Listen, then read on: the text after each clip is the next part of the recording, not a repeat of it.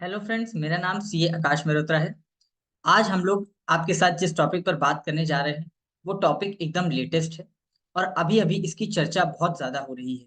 और ये रिलेटेड है एमएसएमई में जो पार्टीज रजिस्टर्ड हैं उनकी पेमेंट से रिलेटेड एक क्लॉज जो कि बजट 2023 में आया, जिसका सेक्शन है सेक्शन 43 बी क्लॉज एच। इस बजट में इस क्लॉज को इंसर्ट किया गया और ये कहा गया कि जिन लोगों का एमएसएमई में रजिस्ट्रेशन है, यानी कि जिन लोगों के पास, जिन क्रेडिटर्स के पास उद्योग आधार नंबर है, उनकी पेमेंट हर किसी को 45 दिन के अंदर करनी है। यानी कि 45 डेज के अंदर सभी लोगों को अपने उन क्रेडिटर्स की पेमेंट करनी है जिनसे उन्होंने परचेजेस कर रखी हैं अपने फाइनेंशियल ईयर 2023-24 में। यानी कि ये प्रोविजन एप्लीकेबल होता है 1 अप्रैल 2024 2023 से। फाइनेंशियल ईयर 23-24, असेसमेंट ईयर 24-25 के लिए पहली बार एप्लीकेबल हो रहा है। बेसिकली इसमें कहा यह गया है कि आपने जो भी परचेजेस करी हुई हैं वो परचेजेस अब टैक्सेबल हो जाएंगी। अब ये कैसी नई बात है? वैसे तो जनरली सेल्स टैक्सेबल होती है। जब कभी सेल होती है तो उसके ऊपर टैक्स के प्रावधान आते हैं, प्रॉफिट जब होता है तो उसके ऊपर टैक्स के प्रावधान आते हैं। लेकिन यहाँ पर ऐसा नहीं है। इस प्रोविजन में ये कहा गया है कि अगर आपने कोई परचेजेस करी तो वो परचेजेस टैक्सेबल हो जाएंगी। लेकिन कब होंगी? तब होंगी जब आपने किसी क्रेडिटर की पेमेंट 45 दिन के अंदर नहीं किया। अगर उस क्रेडिटर के साथ आपका कोई एग्रीमेंट है तो, और अगर आपका कोई भी एग्रीमेंट नहीं है तो आपको पेमेंट 15 दिन के अंदर करनी है। यानी कि 15 डेज के अंदर आपको उसकी पेमेंट कर देनी है। लेकिन अगर मान लीजिए आपने इसकी पेमेंट 45 दिन या 15 दिन के अंदर नहीं करी अगर, तो आपके ऊपर पहली बात तो ये है कि इंटरेस्ट के प्रोविजन होंगे। यानी कि जो भी बैंक रेट चल रहा है आरबीआई का, उसका 3 गुना इंटरेस्ट लगाया जाएगा, जो कि कंपाउंडिंग होगा मंथली रेट से। मतलब मंथली कंपाउंडिंग के हिसाब से 3 गुना, आरबीआई की रेट का 3 गुना आपके ऊपर इंटरेस्ट लगाया जाएगा। मतलब अब 45 दिन के अंदर जो पैसा आपने क्रेडिटर को पे करना था वो तो आप करेंगे ही करेंगे, और साथ में बैंक रेट का 3 गुना rate of interest monthly compounding के साथ भी आपको पेमेंट करना पड़ेगा। लेकिन क्या ये हर क्रेडिटर के लिए एप्लीकेबल है? The answer is no. ये सिर्फ और सिर्फ माइक्रो और स्मॉल इंटरप्राइजेस के लिए एप्लीकेबल है। यानी कि कोई ऐसी इंटरप्राइजेस जो कि माइक्रो और स्मॉल है और उसके पास उद्योग आधार नंबर है। अब माइक्रो इंटरप्राइजेस होती क्या है?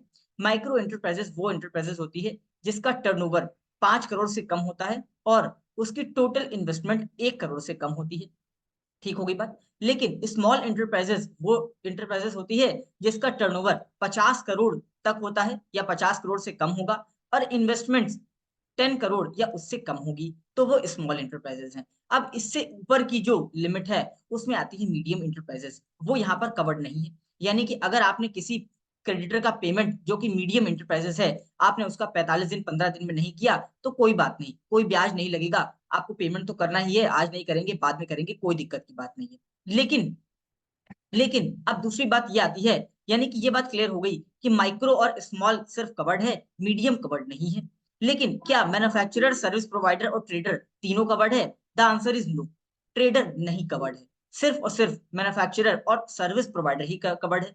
यानी कि अगर आपका कोई क्रेडिटर है जो कि ट्रेडर है और अगर उसने आपको उसको पेमेंट करनी थी, आपने 45 दिन में नहीं करी, इट्स ओके, कोई भी यहाँ पर इंटरेस्ट का प्रोविजन नहीं एप्लीकेबल होगा। ठीक होगी बात। ट्रेडर यहाँ पर कवर्ड नहीं है। तो कौन कौन नहीं कवर्ड है? ट्रेडर नहीं कवर्ड है, और साथ में जो मीडियम इंटरप्राइजेस है, यानी कि जिसका टर्नओवर 50 करोड़ से ऊपर होगा और इन्वेस्टमेंट 10 करोड़ से ज्यादा होगी, बड़ा बड़ी है कोई इंटरप्राइजेस, उसका अगर आपने पेमेंट नहीं किया कोई बात, इट्स ओके, ठीक होगी बात। यानी कि यहाँ पर एक बात ये क्लियर होती है कि अब आपको, अगर आपने डिले इन पेमेंट किया तो आपको इंटरेस्ट पे करना पड़ेगा। अब एक बात यहाँ पर मजेदार और है जो कि अभी प्रोविजन में ऐड करी गई, वो ये है कि ये जो परचेज का खर्चा है, यानी कि जिसको हम ये कह रहे थे कि ये परचेजेस हैं, ये परचेज परचेज अलाउड ही नहीं है।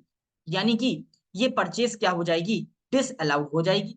अब डिस अलाउंस का मतलब ये है, आप सीधा सीधा समझिए कि आपने बहुत सारी परचेजेस करी, लेकिन कुछ परचेज ऐसी थी जो कि आपने स्मॉल और माइक्रो से करी, वो सर्विस प्रोवाइडर और मैन्युफैक्चरर भी है, आपने उसकी पेमेंट 45 दिन के अंदर नहीं करी। ठीक हो गई बात। तो अब वो परचेज परचेज मानी ही नहीं जाएगी, वो क्या हो जाएगी? डिस अलाउड हो जाएगी। वो परचेज क्या हो जाएगी? डिस अलाउड हो जाएगी। ठीक हो गई बात। इसका मतलब वो परचेज अब टैक्सेबल हो गई, उसको परचेज नहीं माना जाएगा। ये तो बहुत बड़ा लॉस हुआ।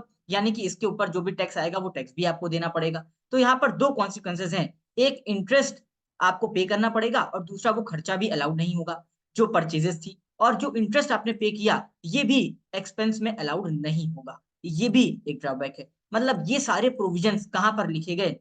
ये सारे प्रोविजन लिखे गए सेक्शन 43B(H) में।